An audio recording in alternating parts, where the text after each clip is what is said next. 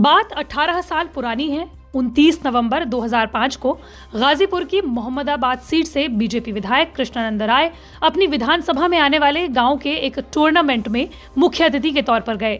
गांव ज्यादा दूर नहीं था, इसलिए वो अपनी बुलेट प्रूफ गाड़ी में नहीं गए।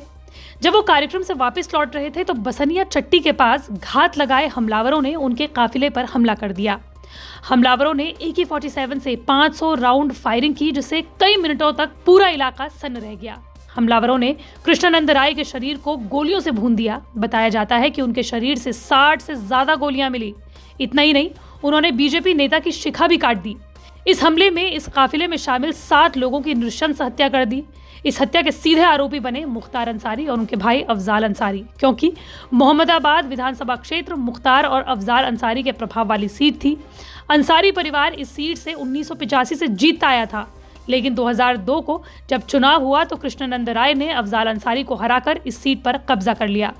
इसी के बाद दोनों भाइयों ने कृष्णानंद राय को जान से मारने का मन बना लिया। हालांकि जब यह हत्याकांड हुआ उस वक्त मुख्तार अंसारी जेल में था, लेकिन मुख्तार अंसारी और उनके भाई पर यह कोई पहला आरोप नहीं लगा था। इसे ठीक 7 साल पहले 1997 में कोयला व्यापारी और VHP कोषाध्यक्ष नंद किशोर रुंगटा का अपने घर से ही अपहरण कर लिया गया और फिर हत्या कर दी गई। रुंगटा के परिवार से 5 करोड़ रुपए की फिरौती मांगी गई। परिवार ने जैसे तैसे 1.5 करोड़ दे भी दिए, लेकिन इसके बावजूद भी रुंगटा की हत्या कर दी गई। इस मामले में मुख्तार अंसारी पर आरोप लगा। ये वारदात हम आपको क्यों सुना रहे हैं? क्योंकि 18 साल बाद गाजीपुर की MP MLA कोर्ट ने गैंगस्टर एक्ट में बाहुबली मुख्तार अंसारी को 10 साल की सजा और 5 लाख का जुर्माना लगाया है।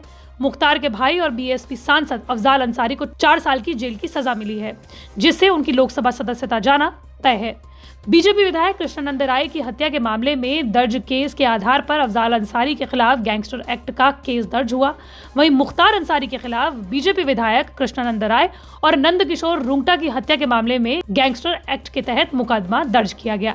यूपी के गाजीपुर से आने वाले मुख्तार अंसारी को राजनीति विरासत में मिली।